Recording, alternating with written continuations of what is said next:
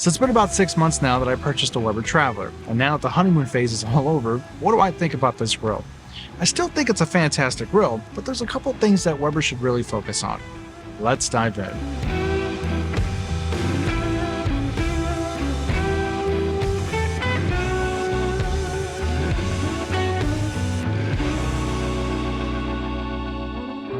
Okay, so let me tell you how I've been using this grill, and I have been using it. Can't really notice already, it's kind of beat up. There's a couple of scratches here and there, and the stand has taken a bit of a beating, but overall it's still functioning perfectly. I mean, that's kind of like, a big nod to Weber. Weber does make quality products. The enamel blue finish is holding up just fine. There are some micro scratches and a couple of areas where the paint did actually scratch off, and that's probably just from like typical handling damage.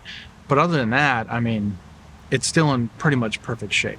So I had taken it a lot camping. We like to camp a lot, and that's actually the primary reason why I bought this grill.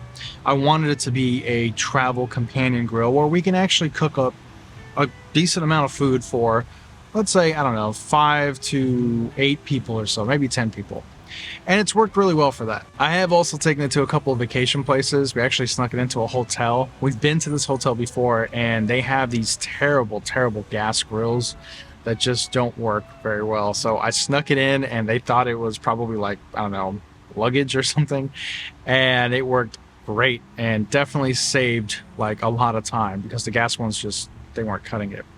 So overall, I do find it very compact and travel friendly, but it's sort of at the max. Like when I put it in my car, it takes up most of the space that we have back there, and then we just pile everything on top of it. It can be done, you kind of need to fold it up, but yeah, I think this is like lengthwise, it's the max that I want to go. So that's kind of how we've been using it, and honestly, I find it to be super reliable, dependable. It just works. It's great for burgers, hot dogs, breakfast. I'll talk about some accessories I got a little bit later for it. Like quick, fast grilling. You can cook up a spatchcock chicken if you like, ribeye steaks, things like that. But, the limitations are the lid. Can't put like a whole chicken in there and, I don't know, stand it up in like a beer can chicken type of way. And overall, like everyone that has seen it has enjoyed it. They liked it, complimented it, and I've even let other people cook on it, and they're fine, right? It's just like using a gas grill. So kudos to Weber, always making good products.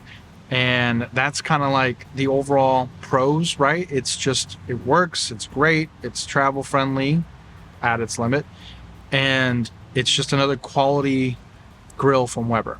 So now let's talk about some of the cons or improvements I'd like to see. The ignition system. So the ignition system's fine. I actually really like that there's a push button ignition system. I've always been a fan of that. But it's a little finicky, and sometimes when the grill's, well, even a little bit dirty, it doesn't necessarily light it on the first or second or third try. But that's not the biggest gripe that I have. Sometimes it will only light half the grill. Like you'll see for the burners, they'll just go like halfway and it'll stop. And then the other burner's it's not lit. You can press it as many times as you want. It won't light the other side because where the ignition system's located, the spark is happening on, the majority of it's happening on the right side. So half of the burner will be lit, and then eventually the other burner will catch up just by flames or flare-ups or whatever, and that will ignite. That's kind of odd. I think they should have moved it like center where it kind of ignites, you know what I mean? Both burners. But even then, like sometimes I think the burners themselves, when they get dirty, they just get clogged, and sometimes they just don't, like you'll get like quarters of the like quarter sections, quadrants. So there has been times when I had to like fit a lighter in there or matches just to get it going. You can wait and eventually everything will ignite, but when you're in a rush, you're like, nope, and you stick a lighter in there and it ignites. So that would be the first con that I have. Something a little bit more dependable. Maybe shield the burners or poke bigger holes or something. Number 2 for me is the lid. I wish there was a little bit more cooking space. Like I would be okay with enlarging the grill this way and not so much this way. Maybe keeping this the same, because again, I think it's the max, but the lid needs to be a little bit higher, just a tad bit. I notice like when I'm cooking vegetables, I like to use my vegetable wok or vegetable tray, whatever, and that barely fits in there. Like you can barely close the lid down with that. that's kind of annoying. So there are some limitations. They're not huge limitations, but if you're trying to cook up like a full meal, then you just got to be aware of them. Okay, now here's another con. This is probably the most significant con that I have. You can't do 2-zone cooking. And this really becomes evident when you're doing something like maybe breakfast, right? Where you have your griddle on there, and on the other side, maybe you're cooking up some steaks for like egg and steaks or whatever, right? What I would love to see, because it kind of feels outdated, I would love to see Weber do a 2-burner system, right? And have that sear, zone, or that sear burner in the middle. I know that's asking for a lot, but I think this would really up the game on this grill. Yeah, potentially it could make it be a fuel, guzzler, but if you're not using the sear burner, then really you're just controlling 2 burners. And it would also fix the reliability issue.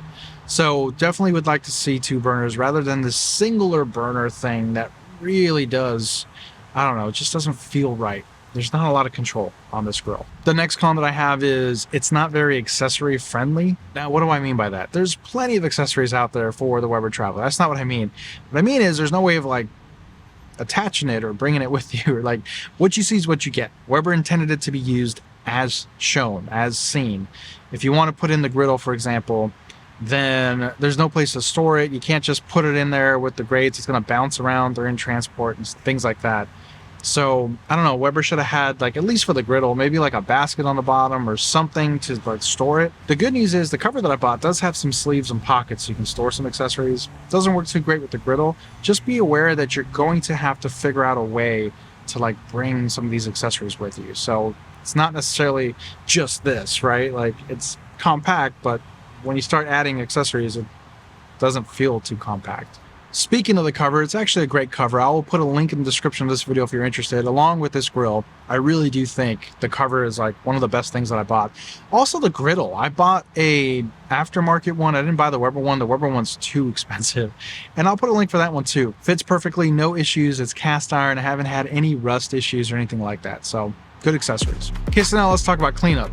So this is kind of also in the con section, not quite because it's not that bad, but cleanup is crucial with any gas grill. Really, if you want to prevent flare-ups, you should maintain your gas grills. But cleanup's actually like kind of, I don't know, I'm kind of torn between it. It's not that bad to clean. Wiping it down, and as long as you routinely maintain it, everything's good. The drip tray is perfect. You can toss out the grease and all that, or wipe out the grease. Never had any issues in that like regard. Just remember, it's designed to be traveled with. So if it's dirty inside, if there's a lot of grease that's still warm, it's going to drip out. It's going to make a mess. It's going to get in the car, all that stuff. So having a cover is crucial. The cover has saved me a couple times where maybe I didn't clean it or was too lazy to clean it and I should have, or maybe it was still warm and some of that grease, didn't solidify and it just kind of oozed out. And by the time we got home, long camping trips, right? 4-6 hour drives, 8-hour drives, we realized that, oh man, there's some grease in the cover. So cleanup's okay. There's not a lot of moving parts and it's only 2 grates or 2 sections, but it's crucial. You got to keep up with it. So what about heat retention and overall performance? Well, this grill definitely has some cold spots. And as you can imagine, if you look at the burners, I mean, that's where the cold spots are, right? Exactly where you would predict. So that's kind of aggravating. On the outside edges also, pretty bad cold spots. It's really evident when you're using a griddle, but even overall just everyday grilling, you can definitely notice the cold spots. It doesn't really bother me that much. It's a travel grill. Speaking of flare-ups, this was something I was really concerned with, right? Travel grills, gas grills, I haven't had too much luck with them. This really just, again, showcases Weber's quality and that you get what you pay for. Flare-ups are not an issue, even when it's dirty. I was really surprised. I mean, I wouldn't test it, right? It's a small compact grill, so pooling and grease fires and all that is very possible, but I haven't experienced any. And I actually think that actually has a lot to do with the grates. I kind of hate the grates. The grates are the new style grates that Weber has designed to eliminate flare-ups. They're kind of hard to clean, but they actually do a good job of preventing flare-ups. So I haven't had any issues with flare-ups. This is actually a pro, right? Forgot to mention it, but it's a pretty safe, reliable grill. I can't stress that enough. Okay, so what do I think about the Weber Traveler after 6 months or so? I think it's great. It's a fantastic grill. It's very reliable and it's definitely high quality, but I feel like Weber should update it, right? It's kind of old now. It's an old design. I'm looking for a version 2, and they should definitely explore adding more burners, giving you additional knobs, and having a sear zone or a sear burner.